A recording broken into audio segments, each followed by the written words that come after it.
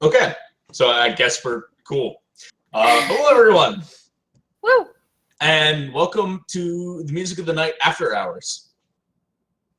This is It the is time. still light outside here. Yeah, no, it's way light outside here. As most of you can see, is the fact that you can actually see me in a bright light.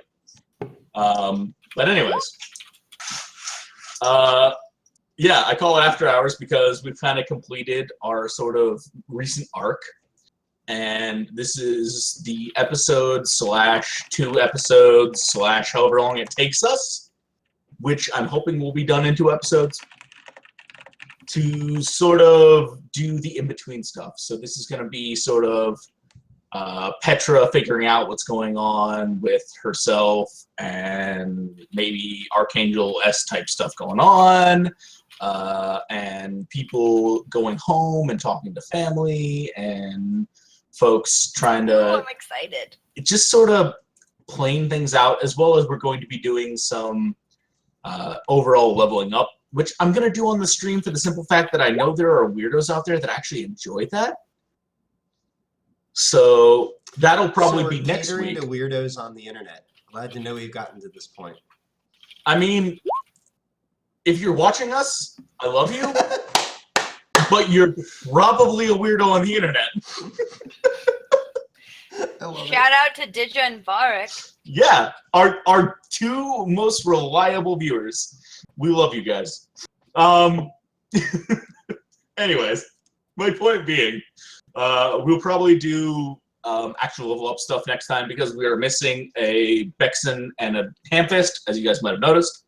So tonight is going to mostly be Maya and Petra talking about stuff that happened in between arcs. So I hope you guys enjoy. And once again, welcome to the Music of the Night. My name is Karnis, and I'll be your storyteller. And with me... See, I knew where you were going. I knew where you were going.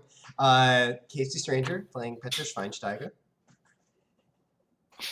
Beer burps. Ice9 playing Maya. Like I said, folks, this is the After Hours version. This is entirely gin. Hi. Right. Should I do that again? No, that's great. Okay. If you want to do it again, we'll do it again. No, I'm good. All right. So because I feel it fits, we'll do this. All right. Nope, that's not the right one. I lied. There it is. All right, so y'all spent some time.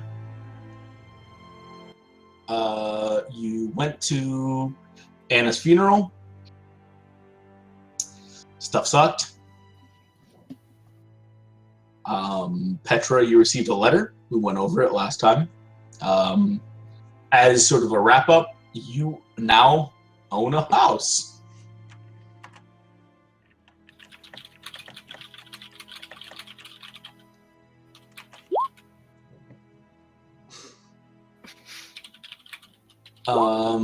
The rest of you sort of... There's this weird moment.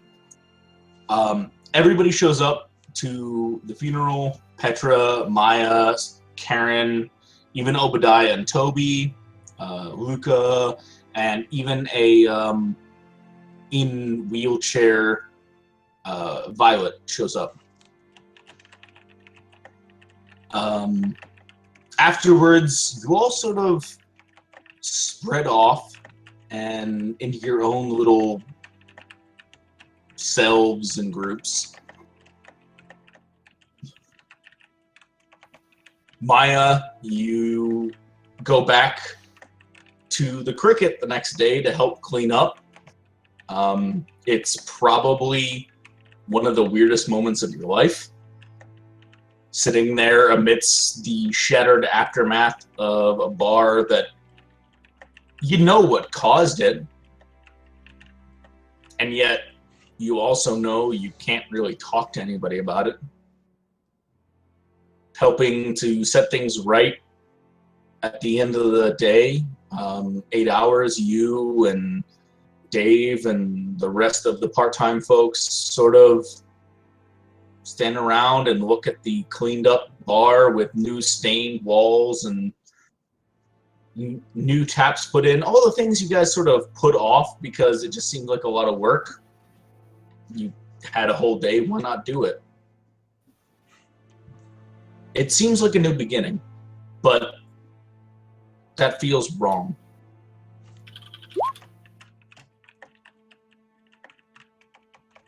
And Petra, you go home and tidy up the house a little bit, and after an hour or two of just sort of the things you can do around the house and killing time, you call your dad and you go over, and he's invited your brother over, and you guys all have a nice dinner. And you help your dad sort of fix up the small things around the house. And it's this weird tight feeling on your chest, like things are finally done, but you still can't let go.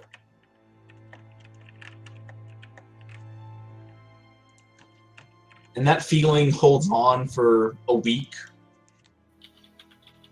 and then 2. And then after about 2.5, 3 weeks, that sort of grip on your heart loosens a little bit. And it happens the first time that you all end up back at the cricket. Yes. Maya, you're sitting at the bar, sort of mixing drinks and pouring beers, and in walks Petra. And you guys meet eyes, and you pour her a tall and hand it to her, and she goes off and sits down. And about a half an hour later, Karen walks in with a strange, handsome, blonde gentleman standing next to her. And she sits down at the bar, and the man sits down next to her. Young man, maybe a couple years younger than you. And you get them a couple of drinks. They both ask, he asks for a martini, and she asks for vodka. I'm probably gonna guess that she asks for a vodka soda. Anything. I'm gonna guess she asked for a vodka soda, but we'll see what Beck says. I think it's gonna be a vodka something.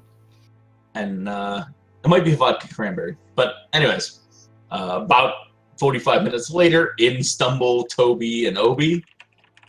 And they sort of walk up to the bar, yelling your name, and they make a huge fuss over everybody. And you guys sort of smile at what is now the very casually familiar antics of these two mountain men.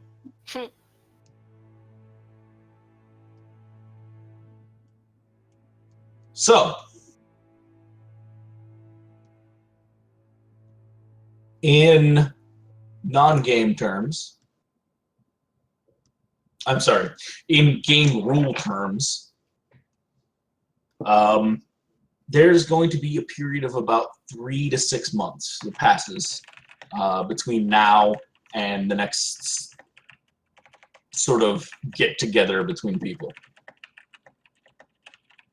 I leave that much of a gap because depending on what people decide to do, it might be different periods of time. But essentially, there's going to be a couple months of quiet. So, Petra. Shortly after the funeral, next day you go over, spend a nice day with your father and your brother, and sort of just trying to keep yourself busy. Over the next week or so, what do you find yourself doing? So how far after the funeral are we at this point? Like where in relation to that?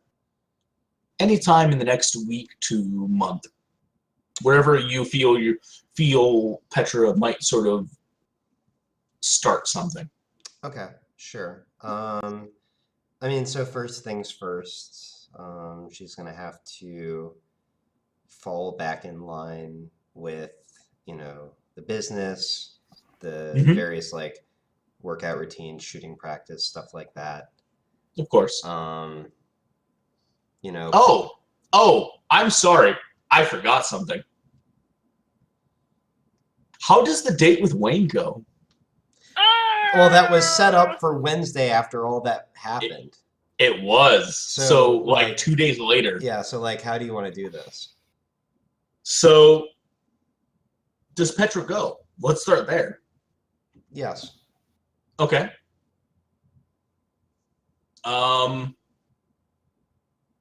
So are you comfortable leaving how the date sort of goes to fate and then playing it out? Basically, I mean, I'm going to go. I was about to say, I'll roll evens or odds. Wait, what do you mean? I mean, I will roll. You say evens or odds. Evens, it goes well. Odds, it goes poorly. Oh, if you want. We don't have to do that, though.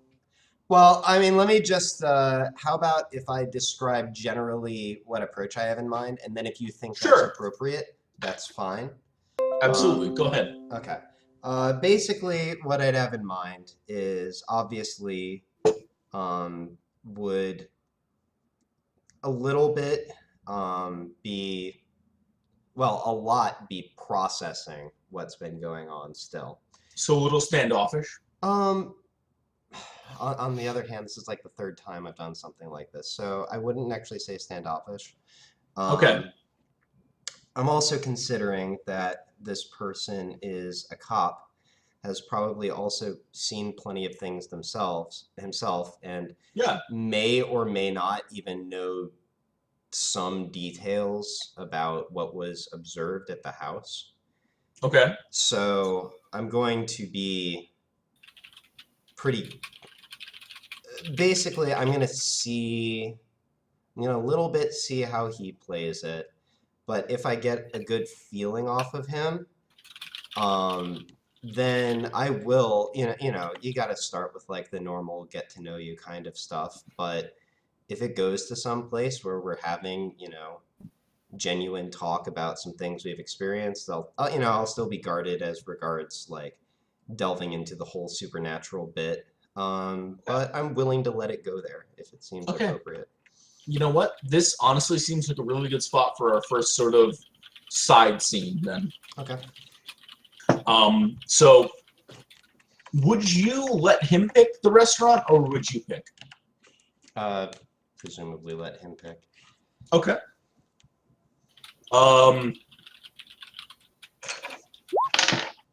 Cool. So I like qualifying words. It's a sickness. No, I was curious whether or not he would read enough into sort of your mood to know sort of where to go. So he originally had like a really nice, romantic, super like high-end restaurant planned. As soon as he picked you up, though, like you guys he looked at you and he sort of cocked his head, and you guys sort of started chatting a little bit as he drove off, and he stopped at a stoplight, sort of just as he got off the highway, somewhere around the Portage Trail area, and he sort of just had this moment where he looked at the green light for a second, and then turned left. Whereas you feel like he was originally planning on turning right. You guys drive shortly down, and you guys end up at a small, nice, but very casual sort of bar. Okay. You guys get a 7-Eleven. You guys get a booth, order a couple of drinks. It's, again, it's perfect, right? Like it's not. It's nice enough to be like, oh, I can order whatever I want and not feel judged because I ordered a super like nice beer. But it's also very much relaxed, and people aren't like hovering over you waiting to take your order kind of thing. Mhm.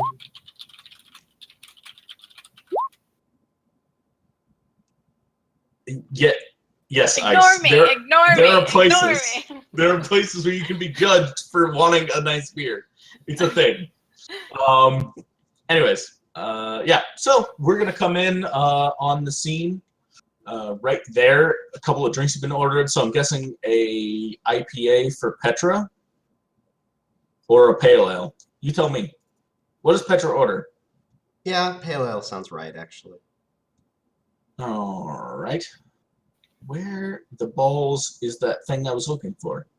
Maybe I'm remembering I had this great, like, oh, it was like peach something or other a while ago. Something like that. Okay, like a peach pale ale. Yeah. Cool. I Might it have know I been had a thing. romantic chemistry IPA? I'll get that. No. No, no, it's definitely not that. But wait, this has tangerine, mangoes, apricots, and ginger. I take it back. I mean, honestly, that's pretty much it. That's pretty much what I was thinking. Oh, balls! I did see it. I'm an idiot. Yes, something along those lines. Like a touch of. I'll just say, nope, that's what I want. I'll have the romantic chemistry IPA. Or excuse me, I'll say I'll have the dogfish head and let him figure it out. He looks at you, stares at the menu, and orders a old fashioned. Okay, I'll shrug helplessly. It's what I wanted. I don't mean anything. Anyways.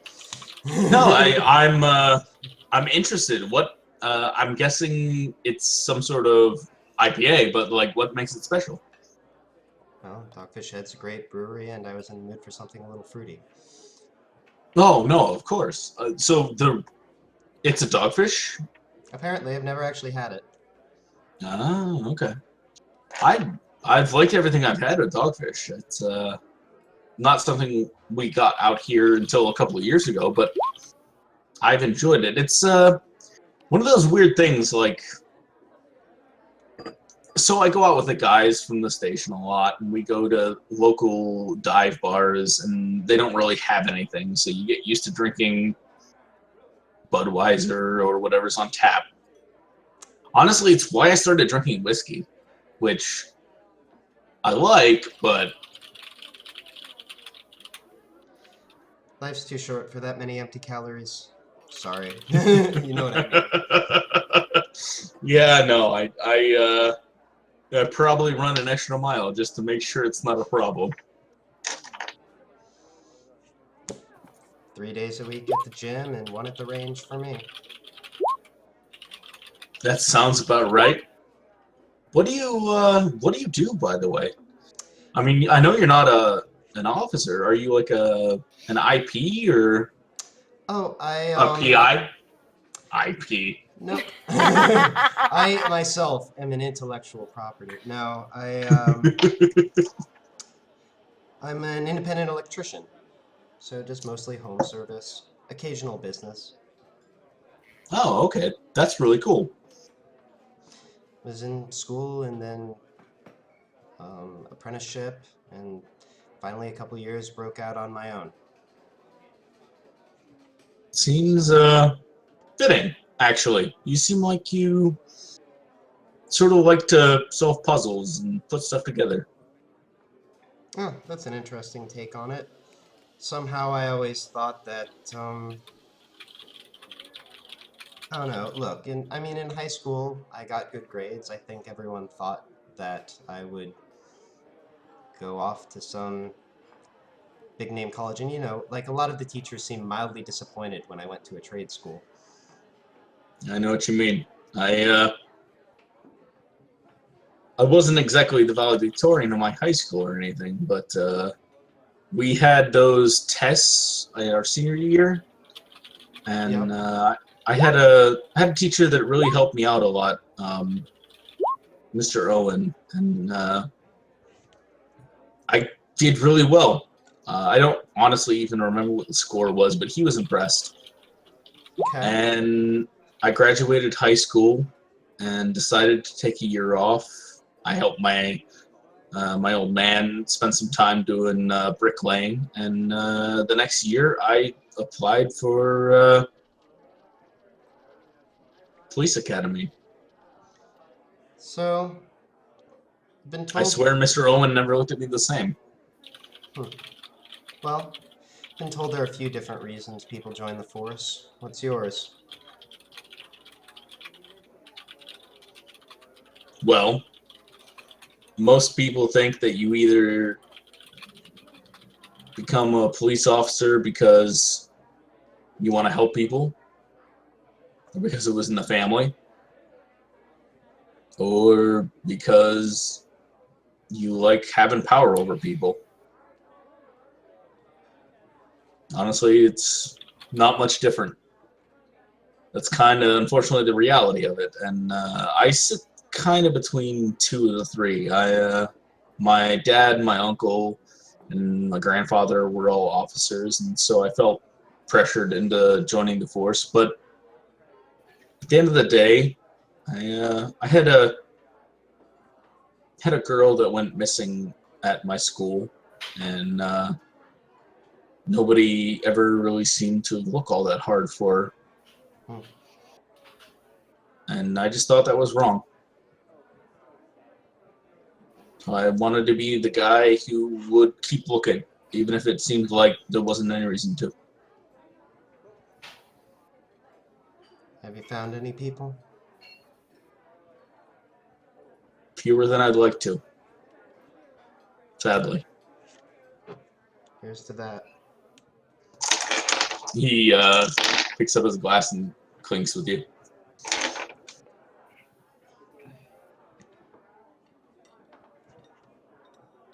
You seem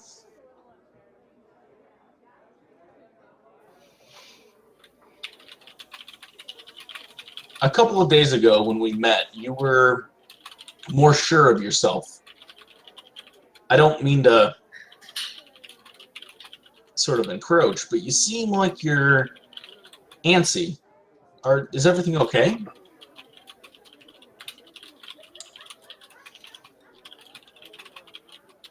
Okay. First date, and I'm gonna tell you right now, this isn't a trap. Do you want to know?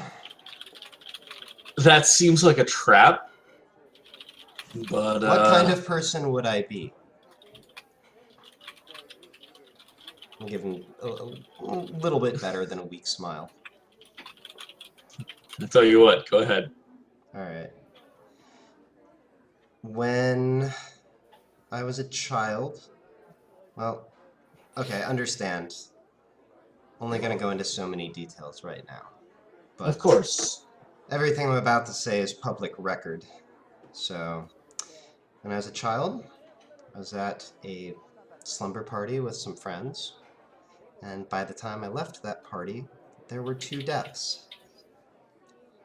When I was in high school, I was at another house with another couple girls, and by the time I left, there was 1 more.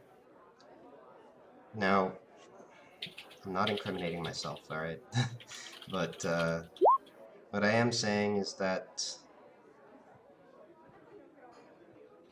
something that felt like it was following me, it's something that I even warped my life a little around preventing, and as it turns out, a couple days ago, caught up to me again. Did you see any reports about the Wellmans?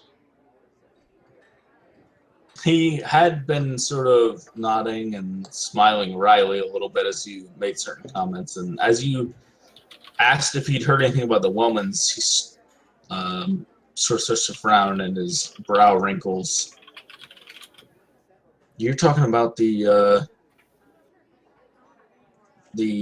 murder-suicide over in South Akron, right?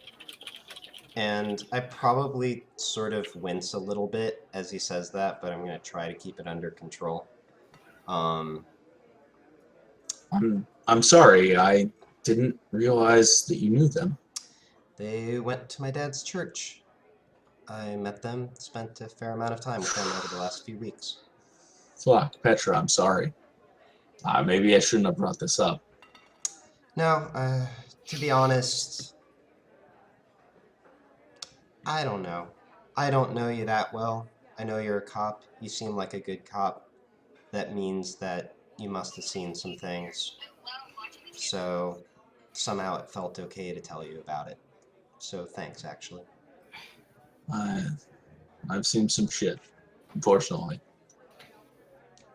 Well, That was a rough scene, though. I didn't have to go myself, but I heard a couple of things. Were you there? yep. He reaches across and sort of grabs your hand lightly, waits for you to sort of draw out, and if you don't, he sort of squeezes, just a little. Mm-hmm. I'm sorry. Nobody should have to see that stuff. But we do so that others don't have to. It's an interesting take on it, actually. Just kind of how I've always looked at it. I watched my dad drink himself to death, and I watched my grandfather come home every night, kiss his wife on the cheek, and it's the most ridiculous thing. I swear you'll laugh when I'm done, but I spent a lot of time at my grandparents, and I would swear that when my granddad came home, he would look like a man beaten, defeated, miserable, angry. And every night before Grandma came to see him, the first thing he would do is he would walk in the door and he would take off his coat and he'd hang it up. And as he turned away from that coat, I would swear it was a different man walking away. The man that walked in the door was not the same man that ate dinner with us and laughed with us and danced with my grandma and made what I now understand are coy winks at her from time to time. But it was something I try to emulate myself. I don't understand it, but somehow he separated that weight, that coat, from the way he felt at home. Do you think that something in you has to die in order to make that happen, or can you be the same person? Just take the coat off. He was definitely the same man. I only had one experience with him as an officer, and I never really wanted to do it again. I had some friends who were troublemakers when I was young, and we went out one night and got into trouble, and lo and behold, who should pull up behind us but my granddad? But no, it was him. Same man. Different demeanor, but same man.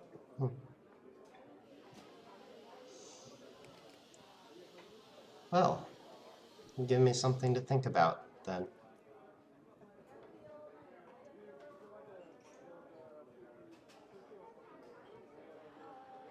I'm glad. If you don't mind, I'm going to try to kiss you now. I may or may not actually be able to He stop leans you. in and kisses you.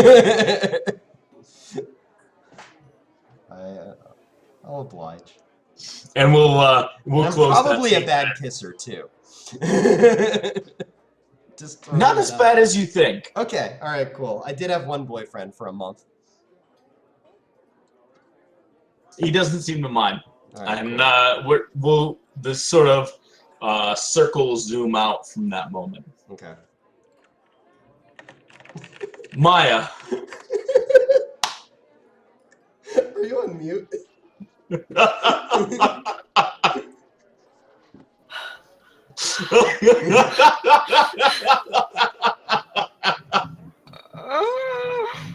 Okay.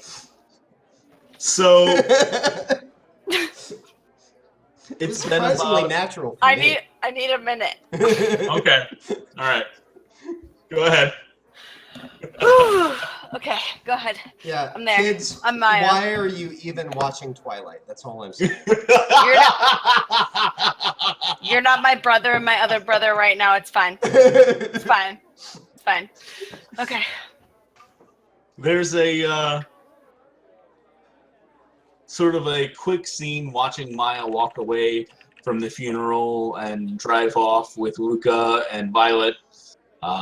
Sort of a quick moment where Luca and Maya have sort of a quick hug, and Maya drives off home. And then another swift scene where Maya has a curled up greyhound on her lap, thinking it's a lap dog, and her brother sort of sitting next to her with a bowl of popcorn between them, watching some movie or another. Then we see her helping clean up the cricket and all the work that goes into that. And after a good, you know what? We'll say it's a solid like 48 hours. You guys do like 2 full shifts. And there's 5 of you standing there. There's Dave, yourself, and 3 of the other part-timers. We'll say there's a Hannah and a Johnny and an Aaron. And they're all sort of, you all are sort of sitting around looking around at the brand new cricket that you guys have sort of built together. Not from like the floor up or anything, but it was a hard time, and you all sort of feel this glow of appreciation and anticipation for people to see the new. Please don't write that down.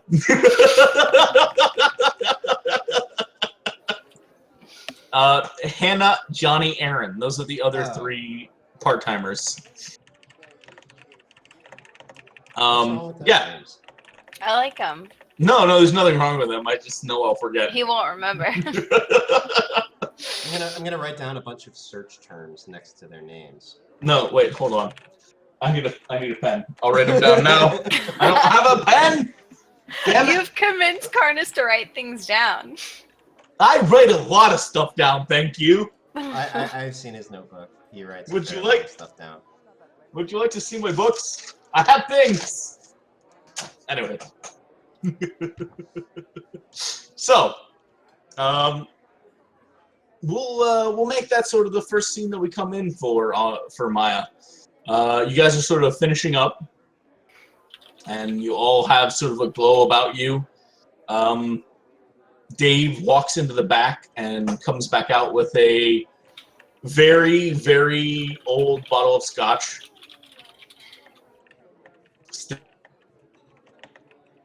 No. No.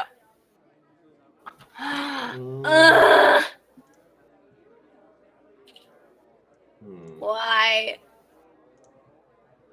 Why? Let me see here. Should I? Pause the recording, actually. Okay, so Dave brings out a really nice bottle of scotch, splits it up amongst the 5 of you. You all sort of softly clink glasses, take a sip, It's rich and smoky and everything Scotch should be. I now know that I'm recording because I hear the clickety-clack of KC recording things. And, I do my best, okay.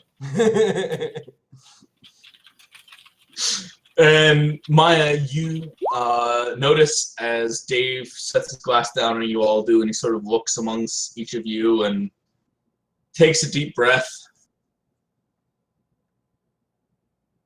and lifts a glass lightly again. To Jackson and to all the others that won't be with us for the next chapter. I know you guys don't work this job because it's the best paying or because it's a career, but we all have a passion, and I think it's something we share. And I think we're a bit of a family, so thank you. And you all clink glasses again lightly. The evening sort of peters on from there, and people get ready to go and leave. You wait as Dave sort of closes up the bar, and he sort of waves at you as he heads off to his car, and you head off to yours. And you're about to drive home, or you're about to walk home when you look down at your watch and realize it's like 9:30. You never go home that early. You don't even know what you're gonna do. Early. So you walk to your car, you get in your car, and you pull off and you just start driving. You've got a lot of thoughts rolling through your skull. Things that have happened in the last couple of weeks. Things that have, people that you've known that have passed. And when you sort of look up and realize what's going on, you've pulled onto your old street where your dad's house is and your parents' house is, and you've pulled up and you pull into the driveway. You sort of stare at the house. Do you go in? Wait, question. Do they still live there? Yeah, your dad still lives there. Mhm. Yeah, I go in. Okay. I wasn't sure. Yeah, no, sorry. Sorry if I made it seem like it was someplace you didn't live anymore. I wasn't total, like, I don't think we discussed that for sure. So yeah, I do No, go yeah, he totally does. I think your brother like half lives there, where he's like half moved out but not entirely. in. Okay. Yes, I do. Okay. Yeah, you walk up and sort of knock and then open the door, and it's open like it always used to be. And you step in, and you hear your dad sort of whistling as he's, I don't know, you assume maybe making tea after dinner or something like that, and you hear, "Hello? Dad? Maya?"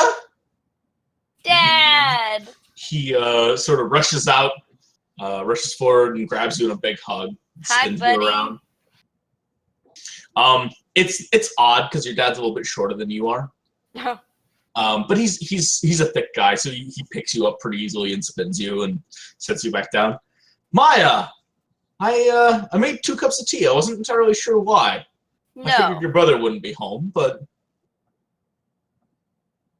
come. He walks in, grabs a teacup and hands it to you and sits down at the table.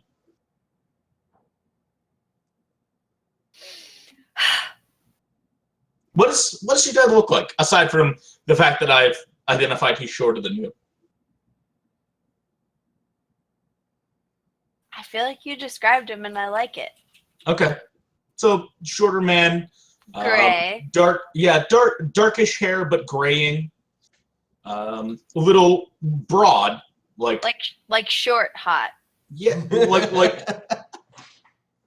I love it. short but powerful, very very broad chested, and Yeah. but yeah, okay. So you sit.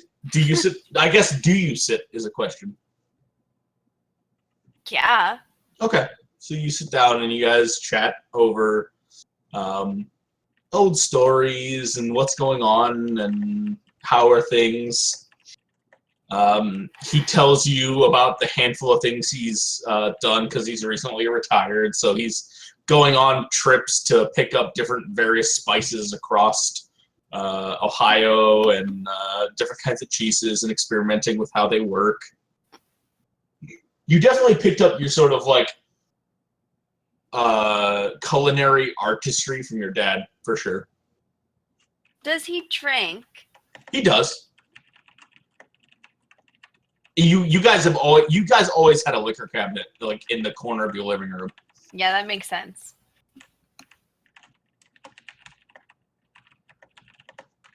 Do you go and grab something? So, Dad, should we have a little more than tea? A nightcap? I mean, sure. Yeah, that. Yeah. Why not? What are you thinking, Dad? Well, if we were going to do the traditional nightcap, then it would be a hot toddy. So scotch, and I have lemons in the fridge. Should and I mix it for you, Dad? Of course. What do you need? Let me. And I just get up and make my way around like I know what I'm doing in his house. And he runs over and grabs out the few items you need and sets them on the counter. All right. You go about. He puts hot water on to heat, and you go about doing various hot toddy things. Because it's November, and hot toddies are great. I don't know what that is. It's ice, but I'm sure Maya does.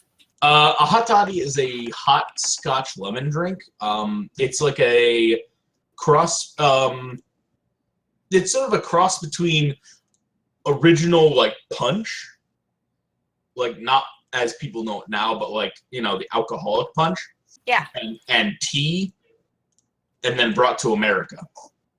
Sounds delicious. It's very good. That's a bourbon toddy, which means it's not a real toddy. But anyways. Oh, okay. I just did an image search. I did not It's verify. fine. It's okay. It's okay. No, it's one of those things like so many of the whiskey drinks are, where everybody has sort of a different take on, oh, it should be bourbon, oh, it should be this, oh, it should be that. The original recipe was Scotch, but that's because that's sort of what people could get their hands on, I think. And Makes not sense. necessarily because it's the best thing. Regardless, you guys make a wonderful hot toddy. Of whatever sort it may be. Of whatever sort it might be.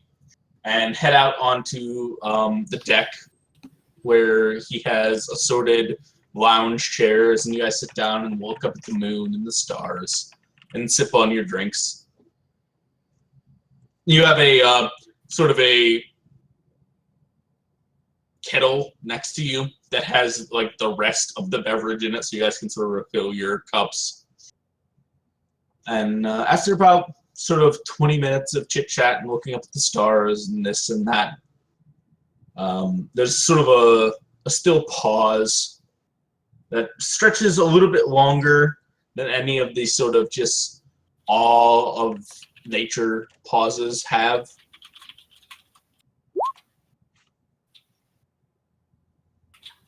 And you hear sort of a sip.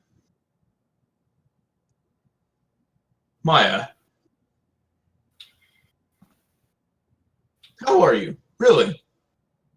I know you put up a strong face for me and your brother, but I promise you, I'm good. I want to be there for you, like you've always been there for us. What's going on? Dad, I don't even know if I could explain it if I wanted to. He takes another sort of long sip, thinks for a moment. Your mother said that once. I'll tell you the same thing I told her. Try me. Wait, what did she tell you?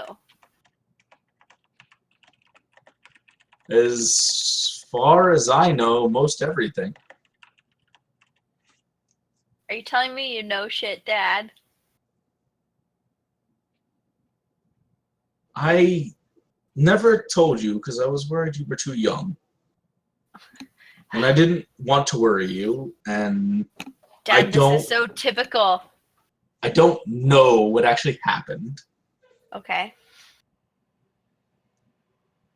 I wasn't awake. We went to bed as we always did, and I woke up the next morning and she was gone. That much I can tell you is true. But when she was very young and I was very young and we were your age, she told me some things that I at the time just sort of passed off for nonsense. She told me that she was involved in certain family matters and that it was tied to blood and that people didn't get away from it. It's been a long time, but I always assumed that she'd been drawn back into her family issues. Her family was, well,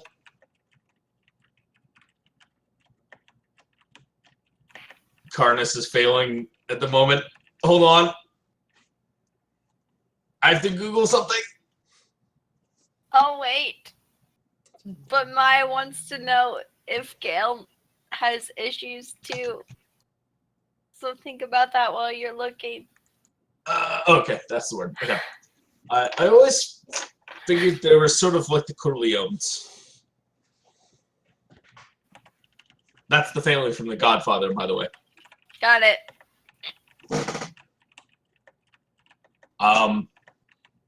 What do you say, Maya?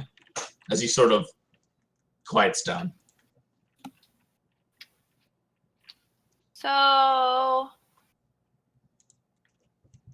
is Gabe normal? Gail, What do you mean? Normal. has Gail made you think any of the things that you thought about Mom that you maybe seem to be thinking about me right now?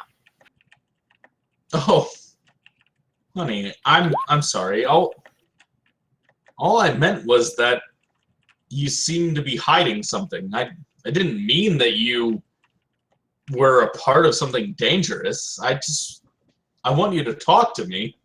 I know. I just want to know if I'm weird or if Gail is weird too and I just don't know it. Yes. You're both very weird. In the best way. Thanks, Dad. You're welcome. Then again, I don't know that I can talk. I don't know if I could even begin to explain what's going on. Like, I don't know if I said it honestly. Number one, if it would be too much. Number two, if it would help. Number three, if there would be a purpose. Well, I'll tell you if you want to know. I don't care. Like, you'll probably think I'm crazy. I'm not worried about me. I am, however, worried about you. So You seem... Do you want to know how I feel or what's going on? Whichever makes you most comfortable and you think you need to express. Okay, so I feel like my life has taken a turn that I didn't expect, and I'm trying to figure out if I should run from it or go with it. Does that make sense? Of course. You're about that age. Well, I feel like it's a little different than that. It's not like I like my job. I feel like things are going well. I feel like I know if I was just like a normal person, like what maybe could happen. Okay, but Okay. okay, I'll just tell you, Dad. And whatever fatherly wisdom you have to impart to me, just do it when I'm done. That's fine. So weird shit's been happening. I don't know. How long ago did we find the chick on the canal or on the riverfront? 3 days. 3 days. So it all started 3 days ago when we found this chick, and I don't even know, Dad. It was weird AF.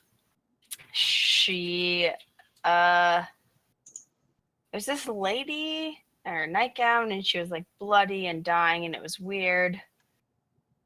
And it was like something happened to her, but it's nothing I'd ever encountered before, so I didn't really have any idea what was going on. But you wanted to help. Well, duh. Like, what am I supposed to do? Like, Of course. Okay, yeah. So, okay, that was like enough. Like, the cops came, like the ambulance came, okay. And if it had stopped there, I could be like, okay, like a weird scenario. A lady ran out in the middle of the night in her nightgown and she was bloody. Like, these things happen, right? It's Akron, so that's fine. But so then this weird stuff kept happening, and I don't know if I ever told you, but I feel like Andy dying wasn't entirely normal. What do you mean? I mean, of course it wasn't normal. That sort of attack it wasn't just normal, like, gang random violence. I felt like after the other things I've seen since that woman that night, that it was not necessarily human. What happened? Does that make sense? Of course. So if I'm just gonna say it, I think it was vampires, Dad. He takes a long moment, looks down into his mug.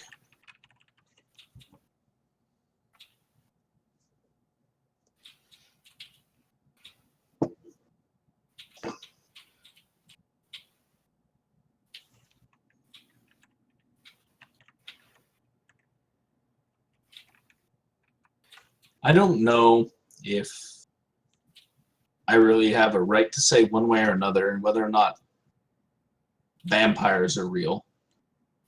I've always wondered. Your mother, when she spoke about her family, always talked a lot about blood. I always assumed it was, blood, ties. Italians. So I've spent a lot of time thinking about odd things and reasons why things happen. And the fact of the matter is, when you lose somebody you care about, Maya,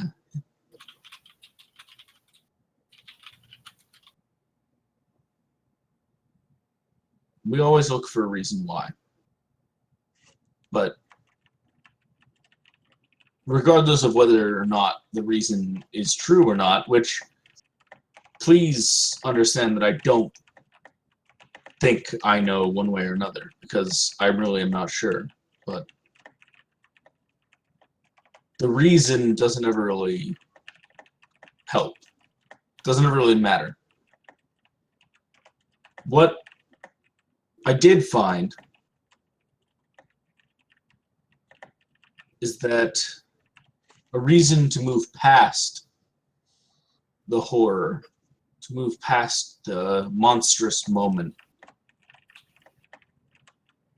that was what kept me going every day. And for me, that reason was you and your brother. And I feel like you have found people yourselves, though you don't have your own children yet. You found people who are that reason for you. And I think you should embrace that.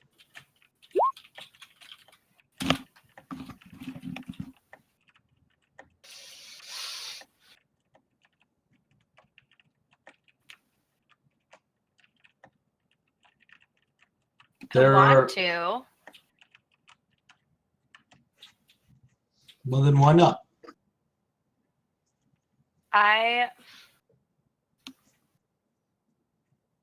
Okay, I have a question though first. Sure. Why did you say that about me and Gail, not just me?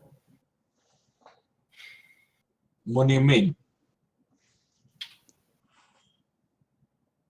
I just feel like I just told you a thing that was like way freaky and you handled it really just like chill and like normal. And I guess I just want to know if you're seeing something like that you saw in Mom that's the same in me. Like, is Gail the same or is it just me? No, sure, the two of you have personality traits of your mother, but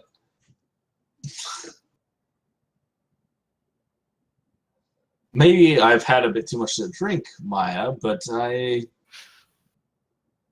I've never found the idea of something beyond what we can explain to be ridiculous. I guess you had to marry Mom, didn't you? So you couldn't have felt like she was nuts. She opened my eyes and stretched my mind a lot more than most people have, that's for sure. But vampires? Do I think they exist myself? Is that a no? When I'm alone at night, lying in bed, I really hope not. But when I'm sitting here with you, or having dinner with a friend, or going on one of the very rare, extremely rare dates I go on, I don't really tend to worry about it. Yeah. The fact of the matter is, I only have so much attention to pay to things that matter. Why would I let it be the things that I worry about instead of the things that I care about? Well, Dad, I'm glad you were here tonight. I'm glad you're here for me. I feel like Oh, go ahead. I feel like you making me feel like I'm not necessarily crazy for what I've said. I do, like, I appreciate. He stands up and sits down on the sort of arm of the chair and puts the hand on your shoulder and pulls you into a hug and sort of strokes your hair, and he says, do you remember when you were very little and you used to have nightmares about monsters? Mm-hmm. Do you remember what your mother used to say? Was afraid you wouldn't.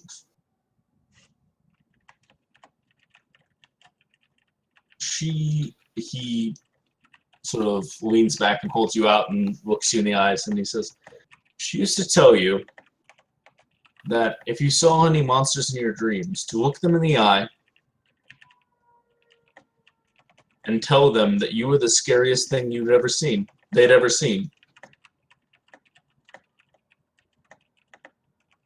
And until she left, that was the last time I remember you having a nightmare.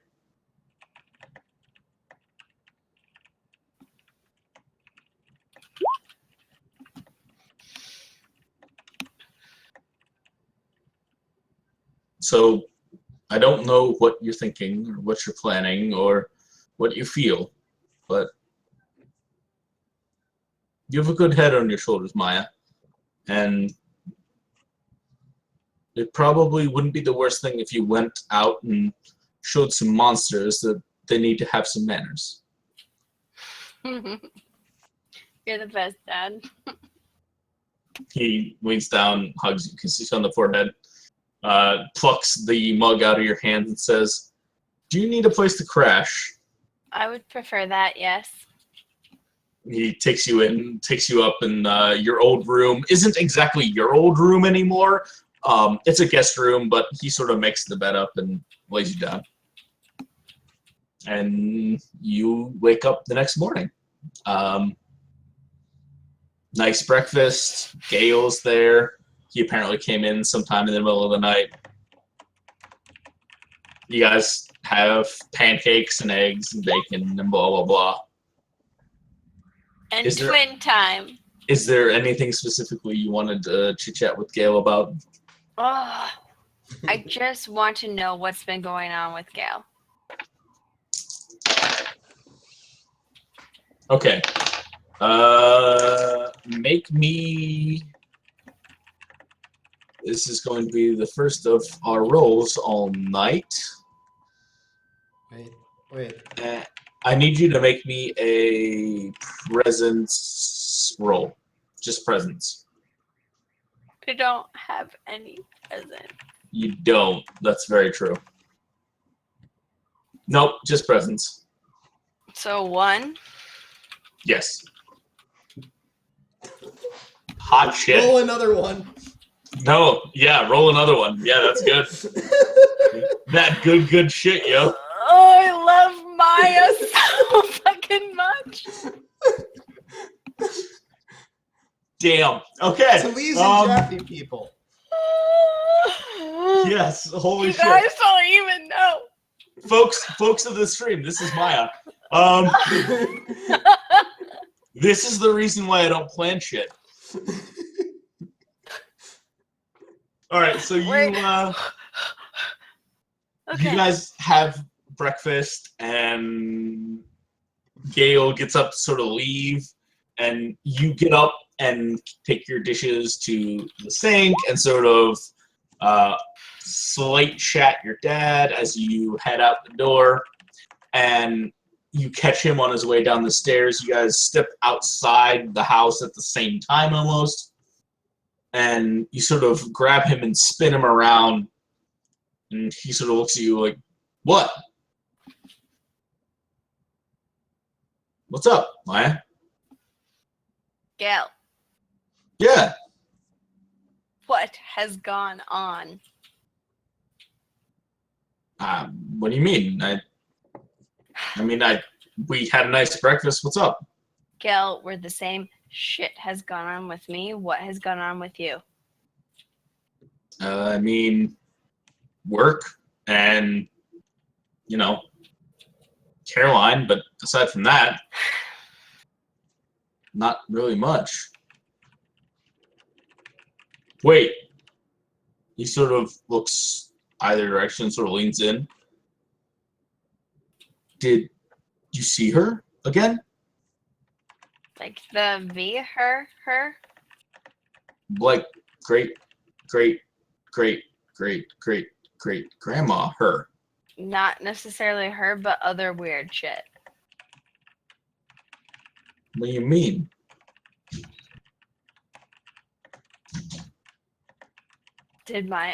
Side note, did Maya know that was great grandma? Hell yeah, she told you she was your like way back ancestor. Okay. Okay, so Gail, to be honest, with all the weird things that have been going on in my life, I figured I'd have seen her again by now, but I haven't. Oh man, this is the moment I wish Q was here. Q? Yes. Is that who's in the window? Because I don't know if he described her to you guys. I can't remember. Karnis, he did. That's who's in the window. Did he? Did he describe her? I knew in that moment that's who's in the window. Okay, so regardless of if he described it correctly or not, Maya knew that's who was in the window. Not in the window, but sitting at the shop. coffee shop. Yes. Looking out. Yes. Yeah. Okay. I knew it. He described a woman in a nice pantsuit with and I felt really it. Dark features and dark hair, and you immediately knew it was her. I don't know that he said it, but that night I was like, that has to be her. You had an inkling, and now, at this moment, you absolutely know it was her. She's watching us. That's not weird or anything.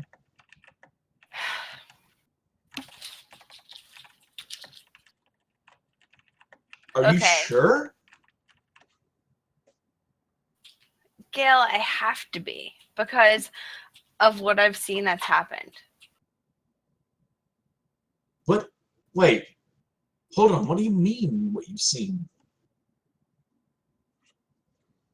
Okay, can I just like do a bit of a fast forward where I explain Yeah, in general detail Absolutely. all that has gone on, like high level overview of what we've done in the last 3 days.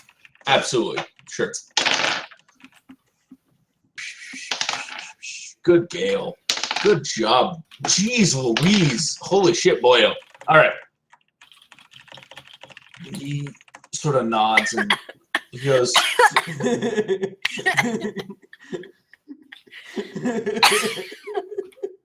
okay. No, did you see the comments? Oh, nice. By the way, he rolled 3 10s in a row.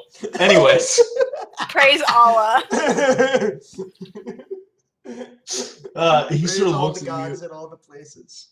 Yeah, Of no, course, he Allah rolled just 4. means God. So He rolled 4 dice. It was a 5, a 3, and a 4, and then a 10. and then fuck that shit. And then I rolled that 10 into another 10. And then I rolled that 10 into another 10. Another one. Another one. Okay. Because the Barkley family is redonkulous. Another one. It's because I feel like it's twin powers. I do. So he sort of nods and looks at you and goes, Maya, I've had some weird shit happen recently too. It's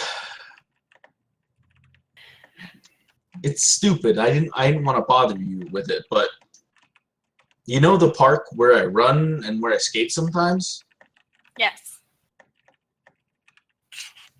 A couple of weeks ago, it was late and I was sort of finishing up and chatting with some of he sort of looks at you and looks to his car and looks down towards his pocket where his phone is. People that are there, and I hear you. I swear I saw Andy. No. I know, I'm sorry. I didn't want to bring it up, but after you said all this, and then the other night, I woke up in the middle of the night, and Caroline was still sleeping, and I got up, and I walked out, and I looked out the window, and I swear I saw him again. What do you think you're saying to me right now? I don't know. Okay. Like, our family has weird shit, right? Do you think I fell into more of it than I realized? No, I just mean, like, what if he has a message for us or something? Like, what if he's sort of, like, looking to finish things? I don't know. I'm sorry. I shouldn't have said anything. No, I'm not mad. No. No, I know, but it's stupid. And I don't even know that it was him because it's like out of the corner of my eye. Gail, if you felt like, come on, it's my boyfriend. If you felt something, obviously you're not gonna like we're twins, but you're not gonna like make that up entirely. Like, come on. I know, but like, I thought I saw Mom a couple of years ago, right? That was crazy. Well, that's both of us, Gail. It's probably the same shit. I'm just seeing stuff. Stop. I No. I just can't think that way, Maya. Like, Okay, yeah. No, that's fair. I'm glad you told me though. Like, I'm not expecting you to deal with it. To be honest, like, Gail, I think I've come to a point in my life and like enough things have happened where I feel like this is a part of my life now. Like, I feel like I have to accept it. So if you feel or see these things, like, I want you to tell me, and that's fine. Like, you don't have to deal with it. But I know that I'm going to have to. I won't. I won't back out on you. I mean, if you need something, I'm here. I do appreciate that you watch Addie for me. I'm not gonna get a niece any other way anytime soon, right? Probably not. But then again, neither of us are gonna give Dad grandkids anytime soon. Fuck. And then there's a text, and he sort of looks down at his phone, and he pales a little bit, and he puts his phone back in his pocket. Caroline. Maybe. We'll see. Right.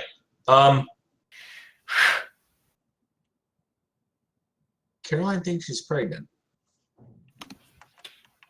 What? Oh, I'm scared. Yeah. Yeah.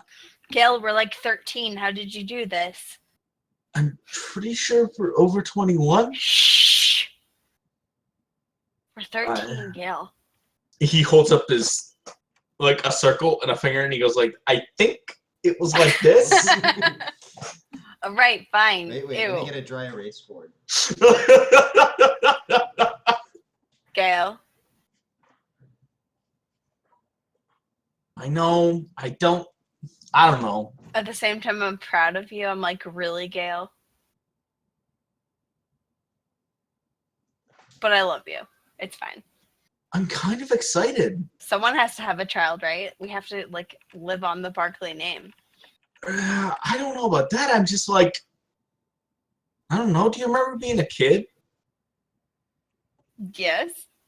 It was so cool because Dad made it cool. Like, what if I can do that for someone else? If I can do that for my kid. I have nothing I can say to that. That is very sweet. I don't know. Crazy, but Better you than me, Gail. yeah, I gotta find a job. Like a real job. Should we, like... I have a suggestion. Yes. I haven't been home a lot lately. If it helps, we can live in the same place and share rent. I'll talk to Caroline about it, but I get the feeling she might not love that idea. Caroline loves me. What are you talking about? I mean, she does, but like, there's a I'm not- difference between spending time with somebody and living with them. I'm really just here for you. If she doesn't want to, that's fine. I'm just saying. If it helps. I could be crazy. Maybe it's me. I don't know. I'll talk to her. We'll see what happens. It might be too much twin power under one roof. You won't be able to hide all of this, whatever it is you're doing. That's for sure. Yeah. But I feel like it's unhidden now. Like, Dad knows, and now you know, too. I guess. Wait, Gail, just tell me if you see anything else, please. Like, text me, okay? Sure. No, of course. Especially after what you said. Of course. Like, I miss you. I appreciate you taking care of Addie. But gosh, if, like, you're experiencing the same thing, I feel like twin powers need to happen. Do you know what I mean? Sure. I tell you what. We're supposed to announce everything to people today. Why don't the three of us go out for drinks tonight? Yes. Well, is that sensitive? Dinner. Dinner. See, this is why I need a sister. I love you, bub. It's okay. And we fade out from the tree where the two twins are talking.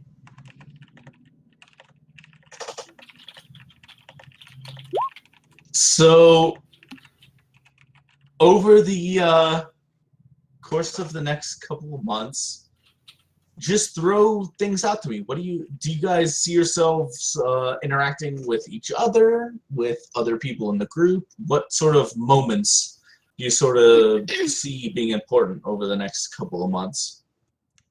You I've been first, talking a Elise. lot, so I'll let you go first, Petra. Okay. Yeah.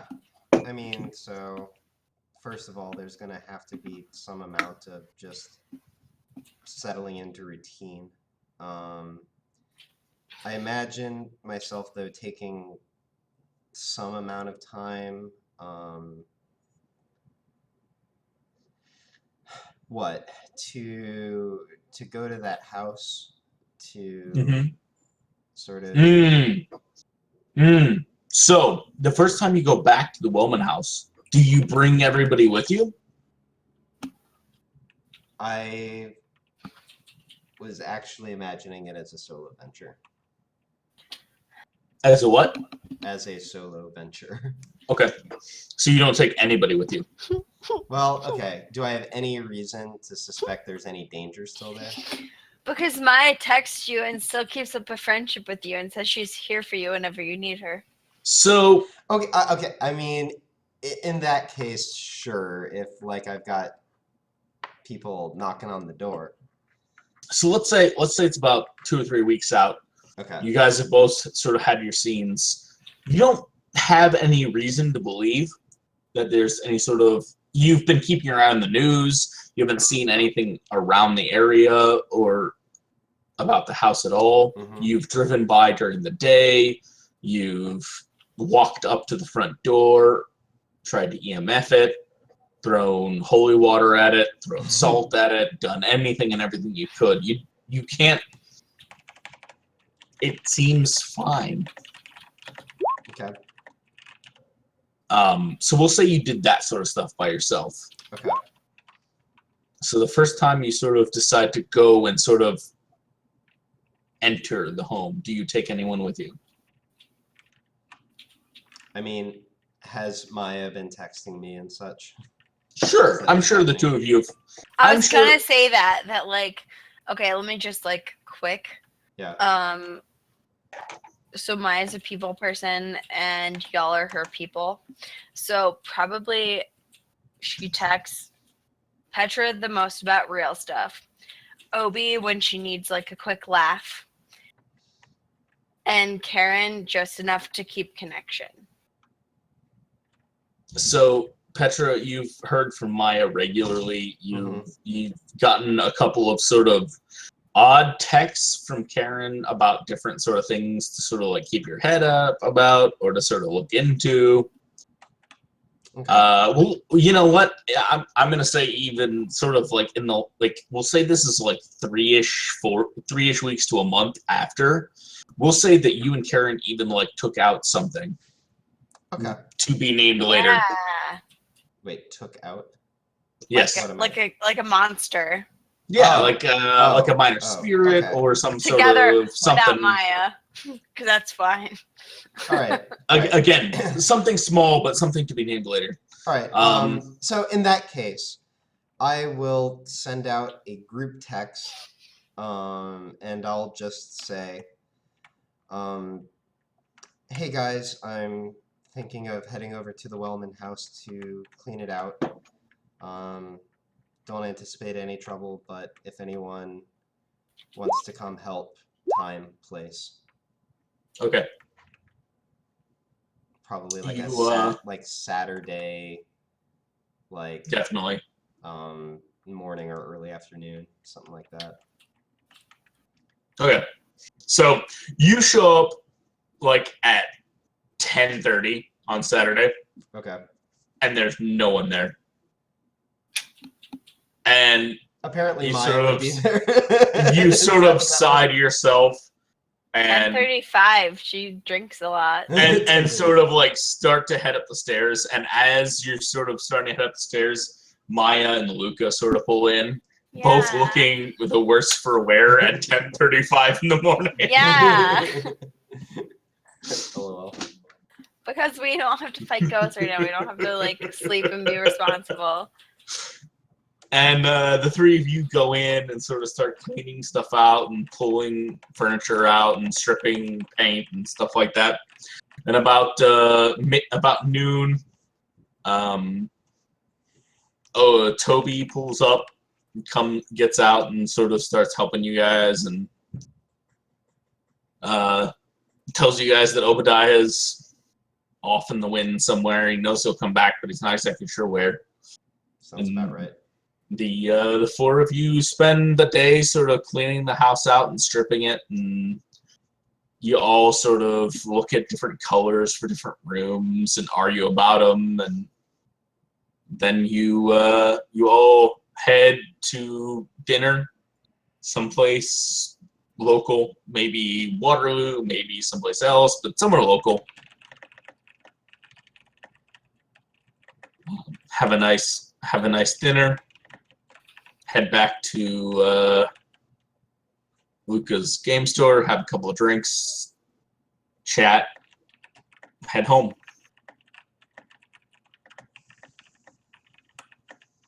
So, over the next couple of days, varying groups of you, of the 7 of you, in various numbers, sort of work on the Wellman house and get it all up into sorts. We will next time talk about exactly, you guys will have a certain number of points to spend as your safe house. And we'll talk about where you guys want to allocate that next time when the others are here. And yeah, that's sort of the last time that the whole group of you is together. We'll say the last night you guys sort of set up everything. And what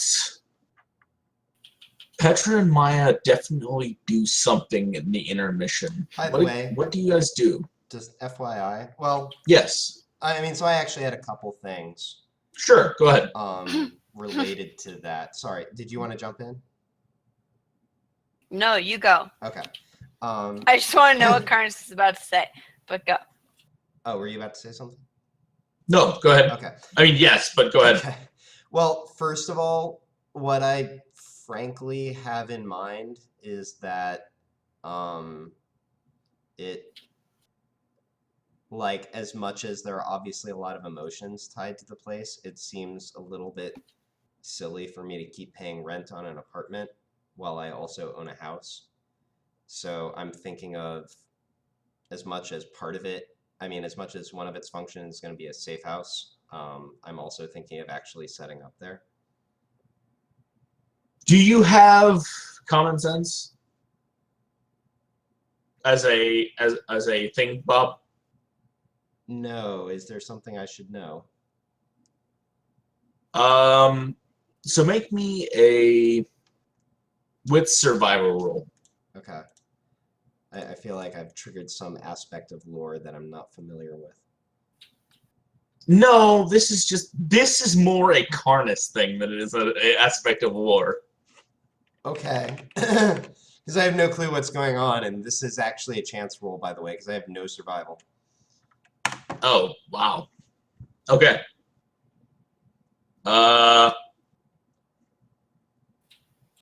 Do you talk this over with anybody before you decide? Okay, wait a minute. It is, I mean, so I obviously have time to think this through. Is Yeah. this kind of a concern about me being too closely tied to a place in a very clear way, given that we want to use it as a safe house? That makes sense. Yes. I didn't think about that. Yeah, no, so this is like, safe houses aren't safe if people go back to them every night. No, that makes a good bit of sense. Yeah. All right. So you can, okay, so this is, here's yeah. the thing. I figured it out. No. No. Like, you totally have two options here. Okay. It was left to you. So, if you want, technically you have three options. So option number one is maintain your current place of living and use the Wellman house as a safe house. Which is, unfortunately, sorry, what I kind of assumed everybody would do. Yeah. But I should not have assumed that, and I apologize. The other option is you leave the place you're currently living, live in the Wellman house, save the difference between rent you were spending versus taxes because you don't have to actually make a house payment. Right. And buy a separate safe house with that. Okay. And the third option is continue to stay where you are, sell the Wellman house, and find something else entirely. Okay. So here's what I'm thinking. Now that I've gone down the very prudent path of paranoia, how much of a concern is it that we already have some ties to that house? So here's the thing. You have a few ties to the house, but they're very limited, right? Like, Sure. you guys never appeared in any actual articles in the paper. Okay. You guys were never tied to the house in any real investigation. So your only ties to the house would be through the people that knew the Wellmans and knew that they knew you and your father, Okay. So which then, is a limited number. right. So in that case, going down as what we said is the very prudent path of paranoia. It makes sense not to change my behavior all that much. Exactly. So, okay, yeah, it's just a safe house. That being said, I do want to take a couple days Okay. to just sit in the house and do sort of a combination of just like mindfulness, I guess. And I'm also going to take some time to recall all those past hurts. And I just want to draw like sketches, portraits of various Okay. people who come to mind in those, Okay. and just tuck those away somewhere.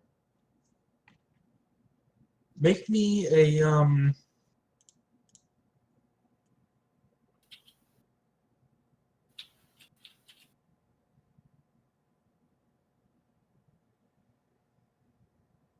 composure expression roll.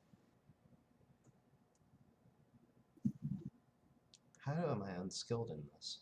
That's sad, considering I Wait, specifically said Maybe that you'll was. get a Really? 10 too. Yeah, I specifically wrote this into my backstory a little No, bit. I thought you did. You're unskilled in Yeah, but I never considered that that would play into this.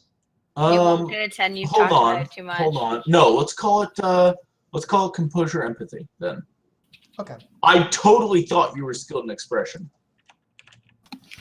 It's like Empathy works too, for sure. You know what? I'm gonna go ahead and min-max this and willpower it. Okay. It makes some degree of sense too. Okay. It does. It totally does. Now you've completely warped my world. Hold on. We can do that to you, Karnis. Okay. Okay. Okay. Totally. All right.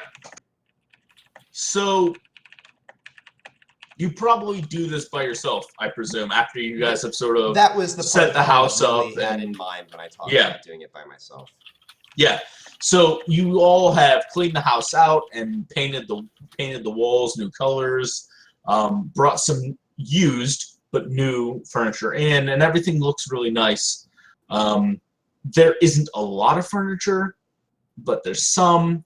It looks like a safe house. Like, let's be legit. It's not full of living materials. It's just sort of exactly what needs to be. Very utilitarian.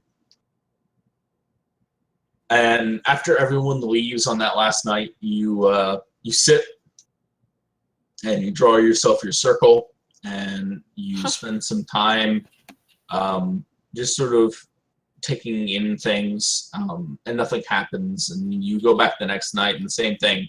You sort of focus on certain feelings and certain memories, but safely within inside protection. And you do it the night after that. And that third night, you feel a sort of push on your skin, and you open your eyes and note sort of a warp in the world and sort of a push on the barrier around you. And you close your eyes quickly and start to begin to mutter words. And almost immediately as you do that, there's sort of a snap.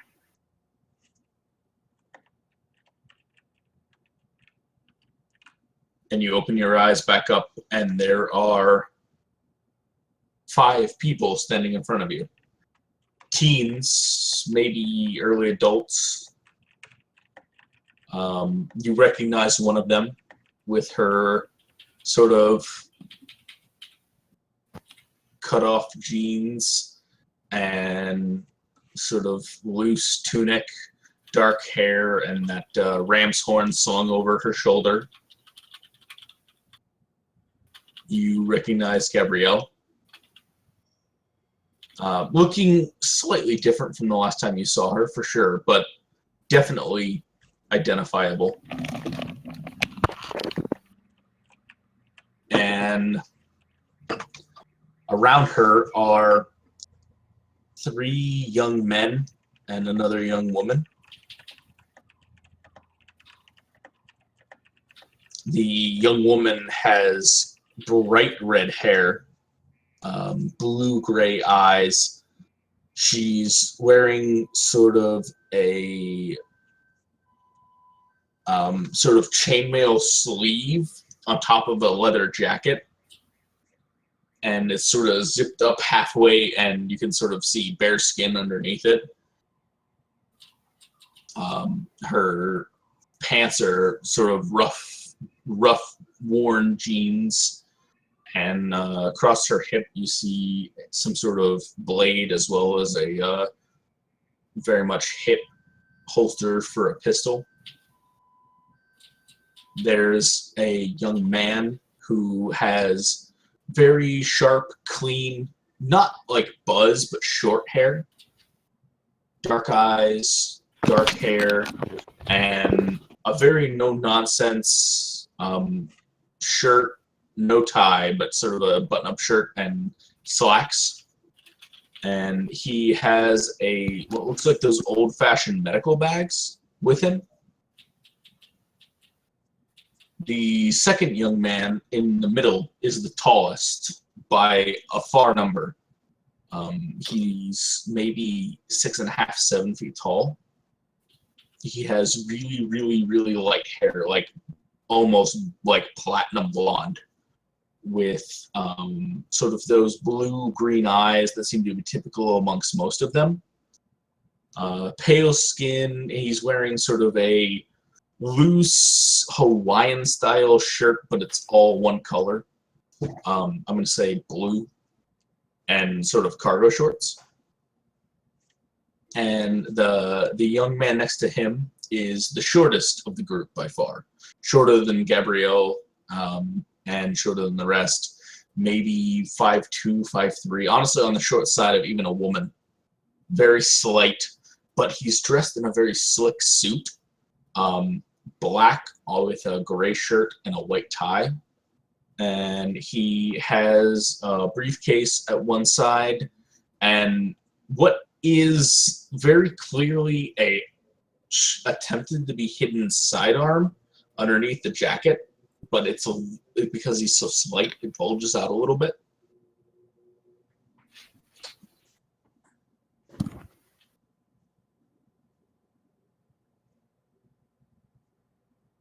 Do you say anything? At the moment that the silence, reaches that certain point, They're all watching you. Yeah, I'll just sort of break my expression of it and say, "Hello." Gabrielle looks at the others and smiles, and then looks down at you. She says, "It's okay. They're not used to having family in." Wait a minute. So the rest of you... She offers a hand. Do you take it? Yes. She grabs your hand, pulls you up, and introduces you to the other girl. She says, "This is Michelle." The girl takes your hand and practically breaks it, shaking it. Okay. Obviously not intentionally, just sort of like shaking a little overexcitedly. Right. And like just to give you some insight, what's going on is I have been very much like sort of clearing my thoughts and hitting this like serene point. So now I'm getting jarred slightly back into like normal-ish, very-ish, like social interaction. So it takes me that extra moment, but then I return it. And then she introduces you to the young man on the far end. She says, and this is...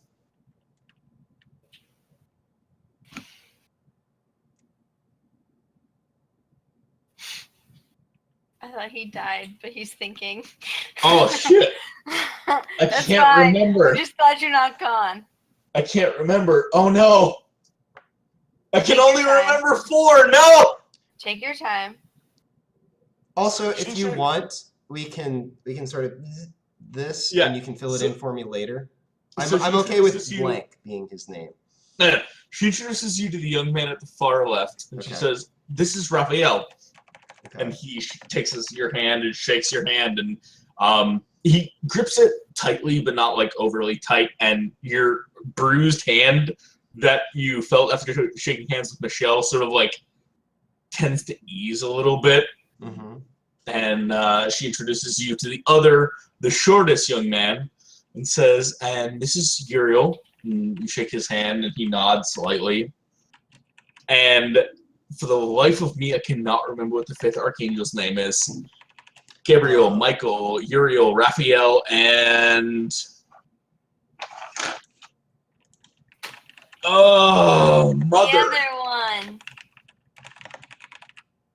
I feel like I should know this. I'm not going to tell you what Google thinks it is.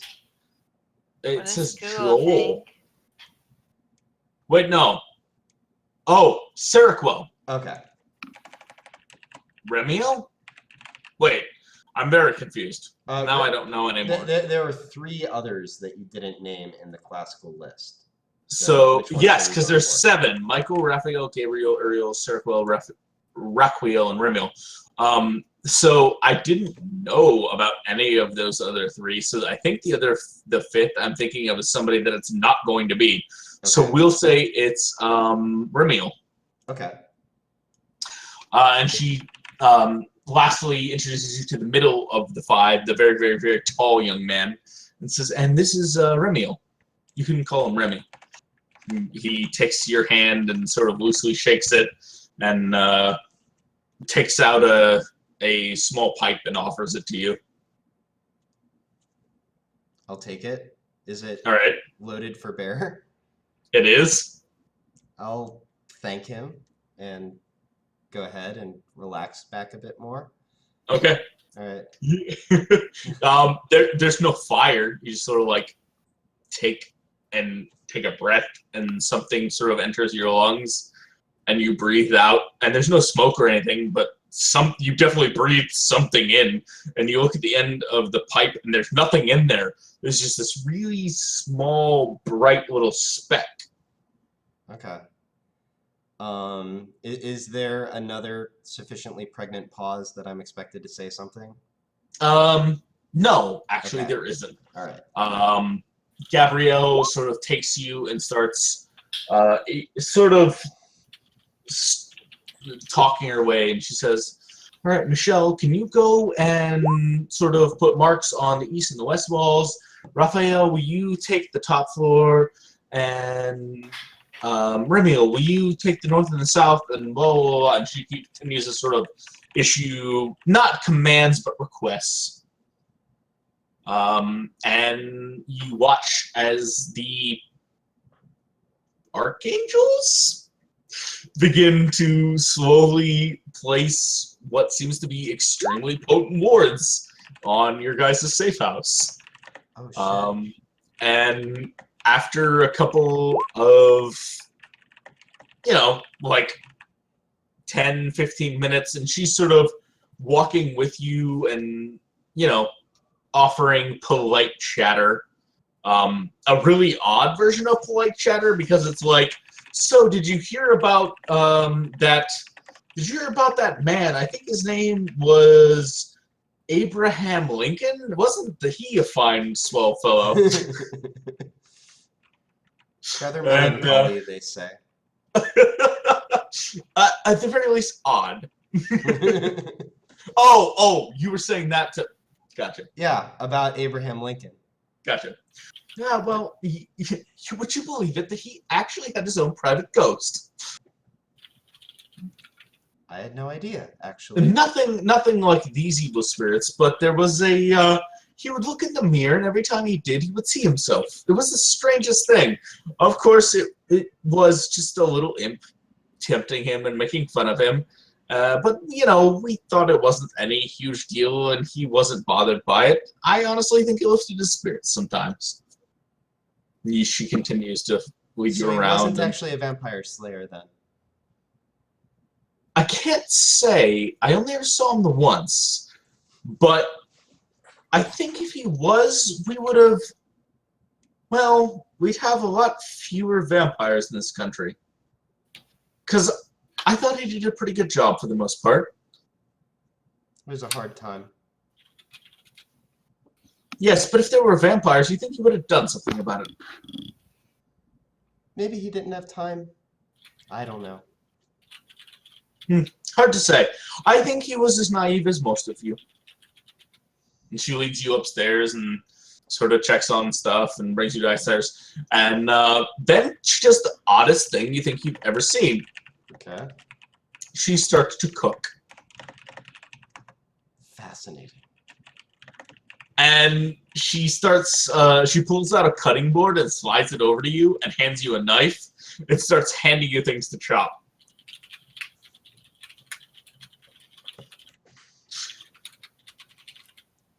And then there's a weird moment and there's a ring at the door. Okay. And she goes out and she brings Maya in.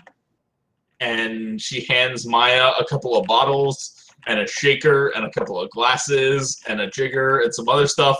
And Maya starts mixing drinks and she starts dictating out like ingredients.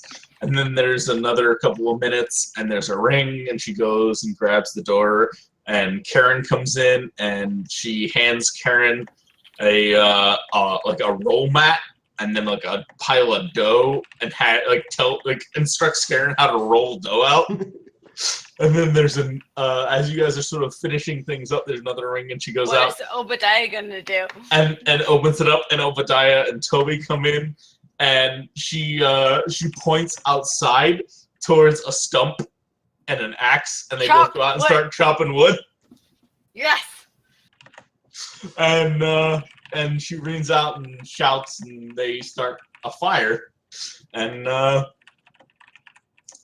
at the end of the night, you all are sitting and enjoying drinks and some incredible stir fry and some really, really good oven baked bread and some other really cool stuff. And you realize as you know, Obadiah and Toby and Maya and Petra and Karen and Luca and Vi, you're all sort of sitting around the fire, and there's this other person there. Petra, I mean, you haven't really found it odd because she seems like she should be there. And the rest of you sort of realize it for a moment and then look at Petra and then look back and she's not there anymore.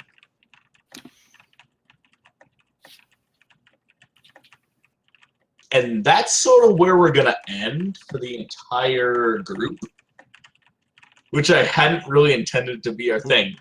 So, Maya, you and Petra totally have a thing that you do. Okay. Sort of in between stuff. So, what is it? You're asking me? Yeah. What do you guys do? You guys have an outing of some sort. Oh, that's what you mean by we have a thing. Yeah, you have an outing of some sort. What is it? Wait, I need more background of how we started talking about the thing that we were gonna do.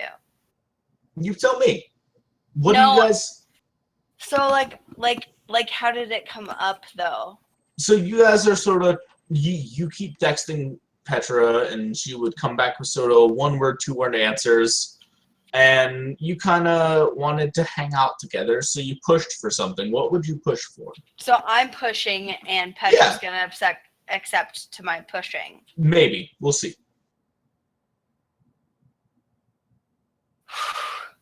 I am the people person, so I would have to choose. This is hard. I mean, so like, it's as simple. It could be as simple as like saying, "Hey, we should go running sometime." It could be as complicated as like, "Hey, we should go to the movies." What would Maya sort of push for? I was on the whole spectrum, so it's a new idea, so I have to think about it. Okay. While she's thinking, where are we at timeline-wise? This would be. So let's say this is pre. Okay, so this is pre-final night. So, which, by the way, Petra, you didn't realize it, but you actually spent like a full 2 weeks in that house. Okay. So this would be pre-going actually back to the house and cleaning everything up, or one of the nights afterwards. So we're talking a month-ish after to a month and a half. So we're in November, right? Yes, definitely. Does Petra have family around? She does. Does Petra like her family? Yeah.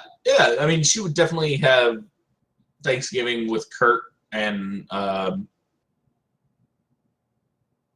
I invite Petra to a Friendsgiving. Damn, it starts with an S. Seder? No. But I figured out what I invite Petra to. It's not Sabian. It's Seder. Oh no. That's a Jewish thing. Is she Jewish? No, she's not Jewish. Soren, that's it. Kierkegaard, that's her brother. Yes. No, that's what I'm saying. She would definitely have I invite Thanksgiving Petra with Soren and Kurt. and Soren to Friendsgiving. Okay, so this is not on Thanksgiving itself, but around it. Exactly, and it's Gotcha. like, hey friends, and Gail comes, Soren comes, and Petra comes. I mean, you don't really know Soren, so do you just sort of offer him an invite as sort of a reason to get Petra there? I just say, hey Petra, bring someone if you want to. And what Maya's hoping is that she's about to bring you know who, but she brings her brother instead. Oh. Okay, well, I'm not going to make that decision for Petra. Potentially, she can bring either.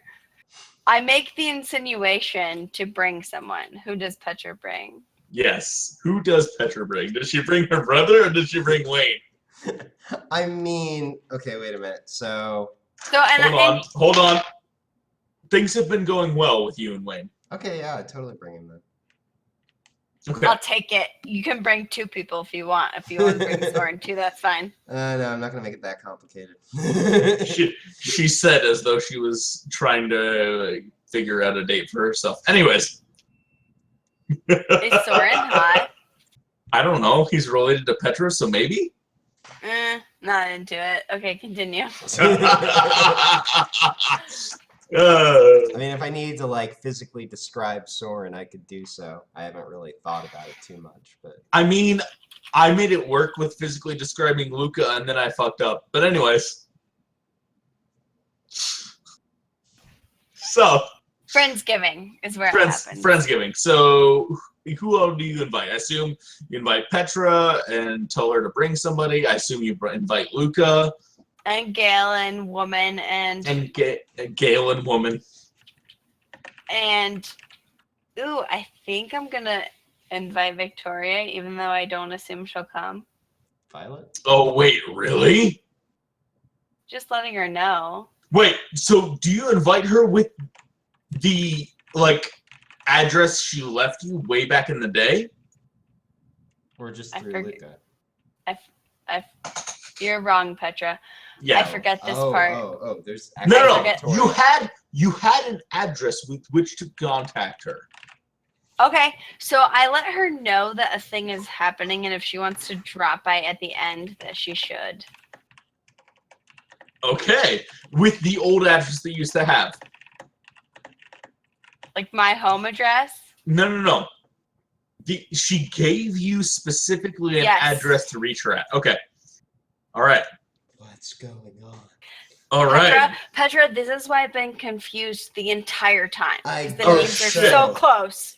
Okay. Shit. Oh, fuck. Okay. Do you invite Karen and Obadiah as well? Yeah. Or okay. Obi and Toby definitely. Karen, I'm like, I should invite Karen. Okay. Okay. And I feel like, but wait, I also invite like, wait, 1 second.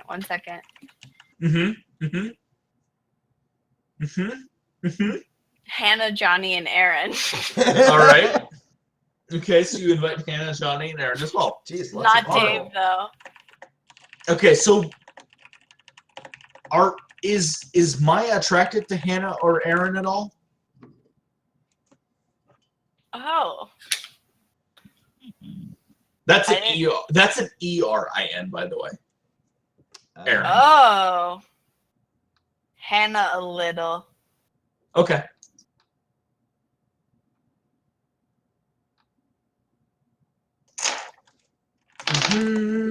Cool. All right. So yeah, you sent out invites. Gail's probably the first to show up with Caroline. Thank God. Who's showing a little bit. Like she's starting to show a little bit. Not like a lot, but she's really, really self-conscious about it. Yeah. Which is ridiculous because she looks gorgeous. And you guys spend some time chatting and pull out like some beers, nothing like super serious. You mix like a killer mocktail for Caroline, so she almost doesn't miss the alcohol. She gets all trippy on it, right? Totally. And of course, Addie's like begging from all of you, like, pay attention to me. Love me. A couple of minutes later, Petra shows up with Wayne, and they come in, and Wayne sort of like waves hi to everybody. Hey guys, what's going on? I didn't enter your crime scene. No way. We're just friends here. We're just all friends here. I'm not entirely sure what you're talking about. I don't have crime scenes. Anyways. Exactly. That's what's in my head. Is that an IPA? Yes. Drink, sir. Drink. He walks over and grabs drinks for him and Petra. And probably about 30-ish minutes later, Karen shows up again with a younger looking man. Younger by which I mean like younger than the rest of you. Maybe a little bit younger than Karen. Blonde, like super, super light blonde. His hair is sort of swooshed back in that 70s style, very long. Not like long, but like sort of thick long. Like, think Han Solo. Think Casey blonde, but longer. I mean, I don't think Casey's hair is Han Solo-ish, but okay. It's not the opposite. Yeah, Of Han Solo. he's got that thick sort of swept back hair. Yeah. Very, very toned and tight, and wearing an extremely tight, like, Guns N' Roses t-shirt and a pair I of can black dig it. jeans. Wait, Guns N' Roses? Yes, I'm sorry, like, I don't know if you remember this, but... I do. Okay. I do. And it also works with things that he does. Are you creating conflict for Petra? No, No. the opposite of conflict. Does Petra hate Guns N' Roses? Oh, wait, oh, okay. No. That kind of conflict. I misinterpreted the word conflict. Oh, I'm not. Okay, no, I'm not intending to. but make I am that. a Guns N' Roses fan. Love conflict. No, that clearly was... Anyways. No. Okay, But I'm just checking. I might have some appreciation. Okay. I'll put it that way. So you guys hang out, spend some good time together. A couple hours later, Obi and Toby show up, drink themselves, drink the rest of the booze, and by which I mean all of it. You guys have a really good time. You have the couch made up for Obi and Toby, but they do not stay. I was hoping. They are not smart enough for that. Yeah. About an hour or so before you guys end, there's a call on Obadiah's phone. He sort of picks it up and has that way super loud conversation with somebody he cares about. Like, way too many things being said that shouldn't be said in front of other people. Yes. Like where you're gonna put things and all that other stuff. This is why I invite you, Obi. No, that's Toby. Toby? Yeah, Toby's the one with a relationship. I don't care. And Toby been drinking. Yeah. No. Toby's telling his wife Toby just got even better. What he's gonna do to her when he gets home and all that stuff as he walking out the door. And Obadiah sort of just like saunters after her, and anyways. The worst kind of Sasquatch. He seems more comfortable with himself. Still very overwhelming presence-wise, still very like in your face, but not intentionally so much as just sort of like he is there and you can't not notice him. And he seems a lot more comfortable with that. Is Gail confused with a lot of them? No, I don't think so. I think, yeah. Gail just kind of deals with it. Like, he's cool. He talks with Obi and Toby, and sort of like after like a couple of minutes, sort of looks over you like, how do you know these people? Wait, who does he love the best? I'm gonna say probably Wayne. Oh, okay. He and Wayne like bond over baseball and like craft whiskey. Yes, okay.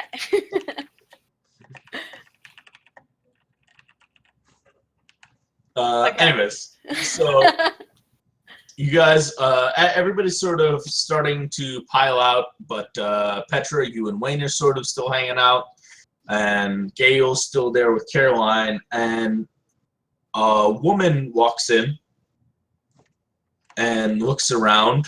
Yes. About your guys' age, maybe a little bit older. And she sort of is dressed very, very sharply. Black skirt suit with a silvery blue top underneath. Very sharp, very sleek, very sexy now that you think about it, Maya. Not that you would have ever thought that as like a 21-year-old, but now. Yeah, I mean, like, she's a good-looking woman. Even though she's, probably a couple years older than you, but, she's in her early 40s and she's rocking it. But you recognize her, absolutely, as your great something grandmother, Victoria Graham. And she steps in and sort of looks around, takes a step around the rest of you and takes a couple of steps towards Maya and looks you in the eyes, Maya, and she says, "Is there anything to drink?"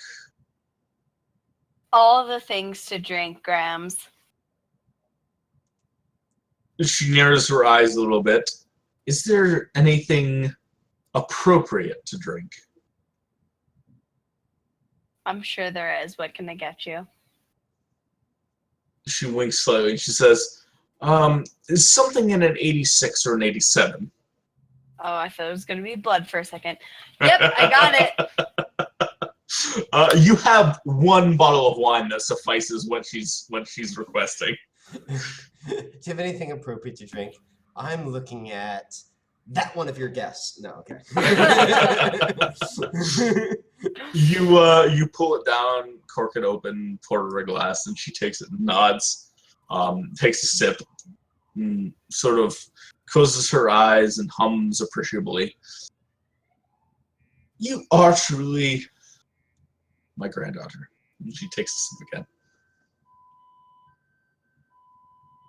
And she sort of takes a place at sort of you have like that breakfast bar sort of thing where people are sort of standing and chatting. She sets the glass on that and sort of leans on it a little bit and chats with you a little bit. So, it's been a while. I'm sorry we haven't seen each other. I'm surprised you came. I'm surprised you invited me. Things have happened. I was unable to meet with you the last time we were supposed to, and I'm sorry for that. Yeah. I don't like to miss my appointments, but it was important. I do promise you that. I've since learned enough to know that it probably was, but at the same time, I still am not totally sure how to trust you. I'm still intrigued at the same time because you apparently know more and at a more pertinent time than I did. What do you mean that you've... what have I done to mislead you, if I may?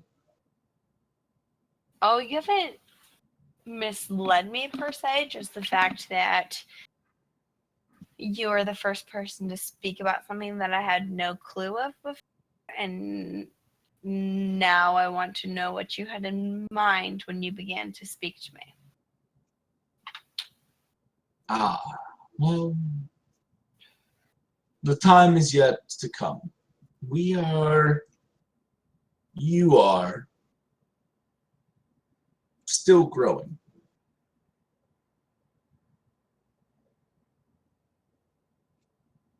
But you came. Of course. Wanted to see my family. I've come to as many of these sorts of meetings as I could. I get very little family interaction anymore. To be honest, it's unfortunate.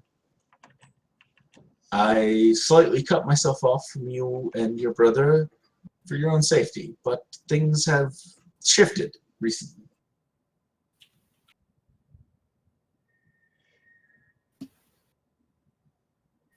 Have you spoke to your father about your mother? Briefly. I don't know that I got anything more from him than how he felt.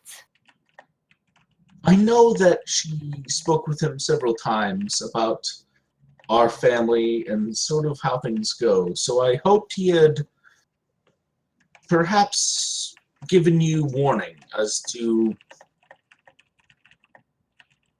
the way of things with our family, unfortunately. Okay. So if he did, there's potential I didn't catch it, but I'm curious if I don't actually, like, he may know more because mom might have told him, but I may understand more because I don't get the feeling that he ever experienced anything like I've experienced. I'm not sure. You do remember that your father mentioned that he considered his wife's your mother's family to be like the Corleones.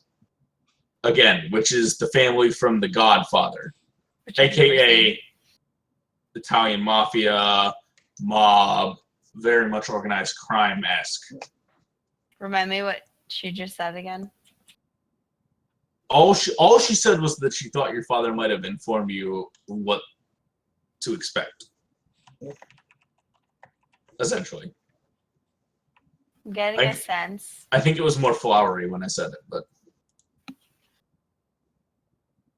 So horses' heads on ends of beds?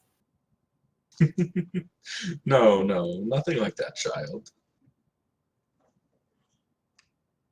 But I have unfortunately woken up to a lover's head or two. It is a thing.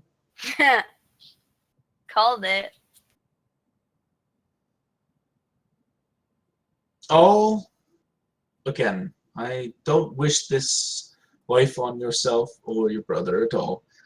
I cultivated the relationship with you when I could because I thought one day you could be of aid to me. And perhaps your mother and our family. Wait, Yes, your Mom's. mother is alive.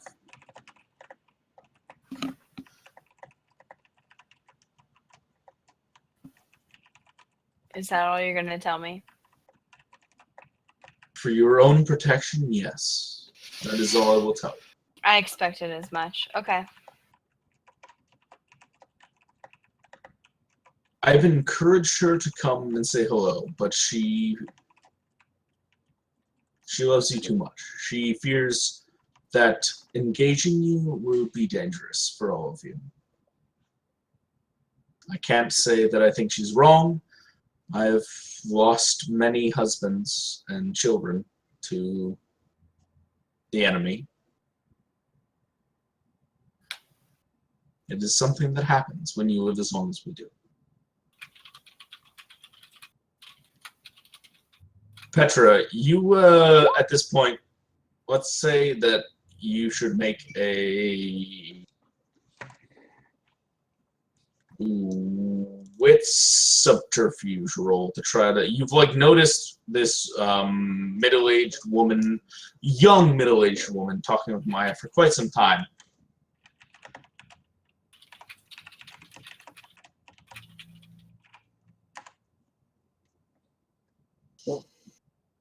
Attaboy, girl.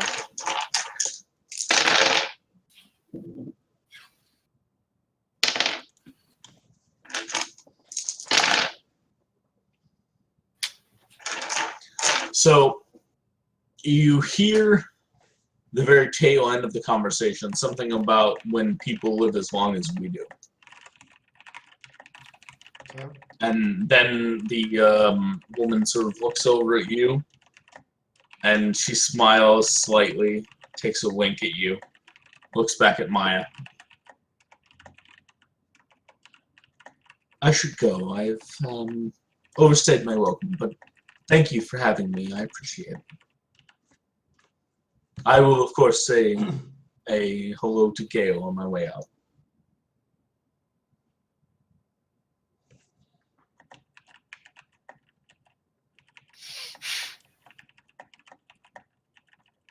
Maya, what are you thinking right now? Like, what are the thoughts going through Maya's head? I'm struggling because I feel like it's more information than I ever got before. So like I tried for this info before and I never got it, and now I'm getting it. So it's like this moment of like, Yes. So what are the raw thoughts flying through Maya's head? do I trust it? Obviously, first of all. Want to trust it because want these things to be real. Okay. Is she really my grandmother? Do I really trust that? Like, is that real? Because if so, then there's potential of who I am. Okay. Make me a intelligence occult roll +2. Mm-hmm. I have to pull up my sheet.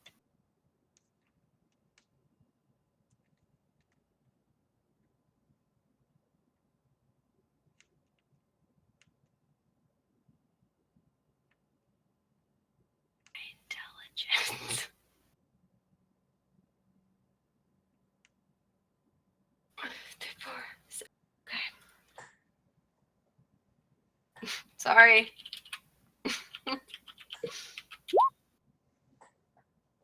That is 3 successes. All right. So the thoughts flash through your head. Should I trust her? Should I want to trust her. I want this. And you hear in your ear sort of a good. You should question everything. even from those you wish to believe.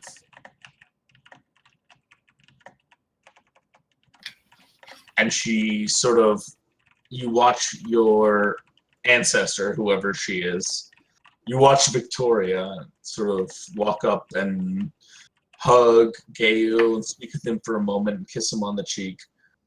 And then she walks out the door, sort of looks back at you, meets your eyes, and you hear, "We'll meet again soon, child." She turns and walks out the door. Petra, you hear sort of the end of that conversation and watch as this woman walks over to who Maya has identified as her twin brother, and you can tell because he sort of looks like Maya. And they chat for a moment, and they hug each other and kiss each other on the cheek, and she walks out, and you have this sort of itching feeling at the sort of the back of your neck. And you sort of lead the conversation you're having over to the window. And it's just you and Wayne talking up against the window, and you ask him to go and get you another beer. And he runs off to get you another beer, and you look out the window, and you watch as this woman walks down the street and takes a turn. And as she takes a turn, make me a wits awareness -1. There's not awareness in. I'm sorry, wits composure. Okay. Get it, Petra, get it. I always forget that awareness and composure are two different things. Yes. Nice. Holy All right. Ah. So I know what arc we're going into next. Yes. As she takes sort of a turn, you see a form sort of flit from a shadow across the street to a shadow beside a building, and then you watch it sort of quickly flit across the street. And as the form flickers under a street light, you see brown hair and a little bit of a willowy stature, maybe average height, maybe a little bit taller. Sort of pouty lips, an ass that doesn't quit. And then the figure looks up at you, and you recognize similar cheekbones and a chin. And you pull up your phone and flip out a picture, and when you look back up, the figure's gone. And you look back down at the only picture you have, the only picture, as far as you know, that exists of your father and your mother and yourself as a baby.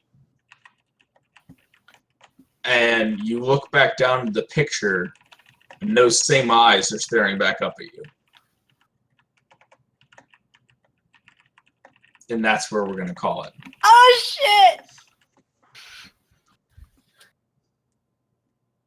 Fascinating.